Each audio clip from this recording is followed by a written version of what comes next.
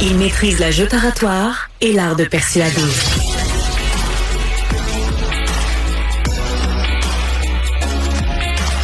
Alexandre Dubé. Une histoire de nos collègues du journal sous la plume de Jean-Philippe Guilbeault. C'est une femme de Trois-Rivières qui souffrait d'Alzheimer, qui s'est vue refuser une place en maison des aînés. Pourquoi?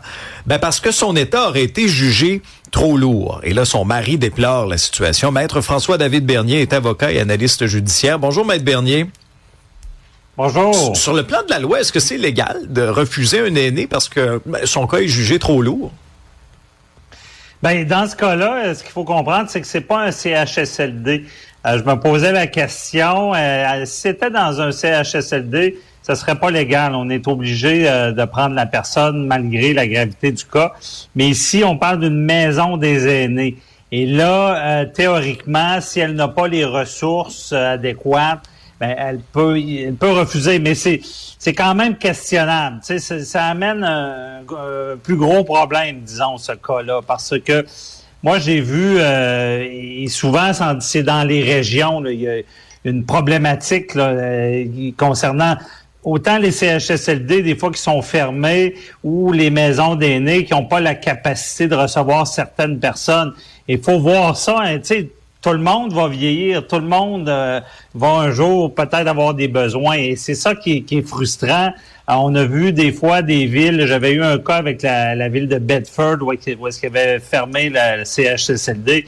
Et là, ça pour les familles, ça devient ingérable. C'est vraiment des fois une société souvent se qualifie par comment on prend soin de nos aînés. Et des fois, ça en arrache. Là. Et c'est des cas comme ça, on voit qu'il manque de ressources, les gens sont dépourvus. Et c'est triste parce qu'on passe une vie à collaborer à la société, travailler. On est des aînés, on devrait bien finir notre vie. Et là, on voit des cas comme ça où est-ce que les gens là, sont refusés. Et c'est questionnable. Est-ce que ça pourrait même être de la discrimination? Peut-être. T'sais. C'est quoi les recours des gens qui se sentiraient, par exemple, lésés dans une situation comme celle-ci? Est-ce qu'on peut faire une plainte quelque part ou on doit absolument poursuivre? Non, heureusement, il y a un système. Là. Il y a le protecteur du citoyen qui est là pour... vous pouvez faire une plainte. Il y a tout un processus qui fait... et des fois bouger les choses. Il y a quand même un système. Il y a même localement là, des commissaires là, à la qualité qu'on peut s'adresser. Et c'est sûr que c'est la façon de faire au départ, faire ces plaintes-là, dénoncer. Ça permet de dénoncer qu'il y a une enquête, savoir pourquoi le protecteur du citoyen il est là justement peut-être dans des cas comme ça. Est-ce que c'est normal de refuser un aîné, dans des cas plus sévères, on l'a vu lorsqu'il y a de la maltraitance, une place qui prennent pas soin des aînés ou que les services ne sont pas adéquats. Judiciairement, il y a tout un monde là-dedans. J'ai eu quelques poursuites dans ce domaine-là où est-ce que ici on refuse, mais des fois on les accepte, puis on n'a pas les ressources, on n'a pas les moyens et des histoires, excuse-moi Alexandre, dégueulasses là, de laisser les gens dans leur merde, de ne pas s'en occuper. Donc, ça permet des fois de faire bouger les choses. Et sinon, évidemment, ça coûte plus cher, mais il y a des avocats, il y a des mises en demeure qui peuvent être faites lorsqu'il y a des problèmes, autant dans les maisons des aînés que les CHSLD, pour dénoncer des situations. Mais tu sais, on peut aussi se questionner sur la mission des maisons des aînés qui ont été construites à grands frais. On va juste se souvenir de ça, là. C'est à peu près, 800 000 $ par chambre. Puis je vois dans l'article de nos collègues du journal, celle qui a été ministre responsable des aînés, là, Marguerite Blais, elle regarde ça, puis elle comprend pas pourquoi ce genre de cas-là est refusé.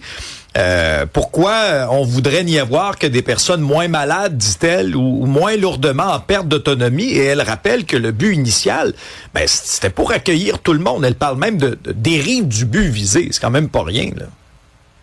Non, c'est pas rien. Et puis, légalement, moi, j'y vois un gros problème. Là. C'est carrément... On a une charte qui prévoit que tu peux pas...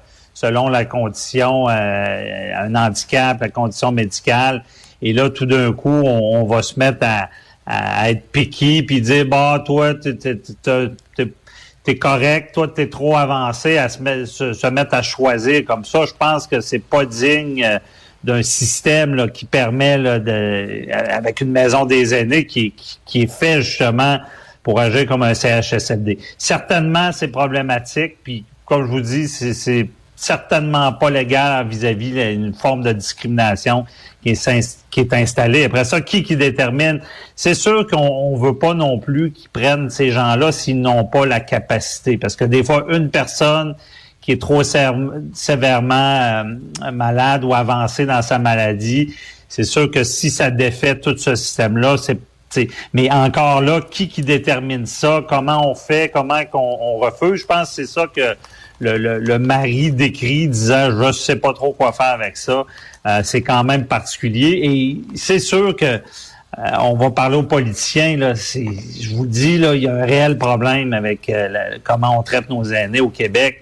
Mm-hmm. Il y a tellement d'aberrations. Puis je veux dire, on ne veut pas mettre tant d'argent là-dedans, puis c'est pas normal. C'est pas normal. François-David Bernier, avocat et analyste judiciaire. Merci beaucoup. Débat.